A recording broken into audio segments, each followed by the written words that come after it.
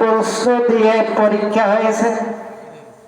এদেশের মিডিয়া খাতাপত্র যত রকমের পত্র পত্রিকা সাক্ষী প্রতি বছর। এজন্য প্রধানমন্ত্রী উনিও রাগারাগি করছে, শিক্ষামন্ত্রী তো ক্ষমা চাইছে। কারণ শিক্ষা ব্যবস্থা ছিল বিজ্ঞানী কুদরতি খোদা ওরফে গজবে খোদা, এই শিক্ষা কমিশন। ঠিক না ঠিক বলে? সন্তানদেরকে টিক দিয়া পাস করাই দেওয়া, মূল্যায়ন করবার জানাকুমুর দেখা, কিন্তু আর হাতে কি কথা কওয়া যাবে না। এখন আমরা কত শক্তি পাইছি শিক্ষকেরা যে চুল বড় লইয়া যাবে না, নখ লইয়া যাবে না, নামাজ পড়া লাগবে।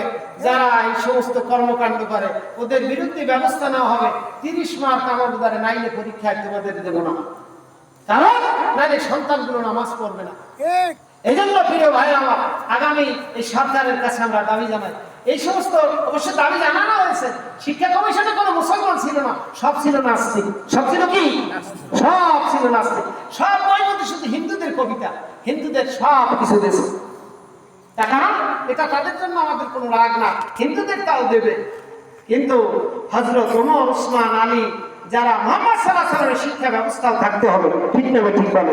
এই দেশে যেহেতু মুসলমান, এজন্য আসুন, আমি আপনাদের কাছে বেশি বাড়াইতে চাই না।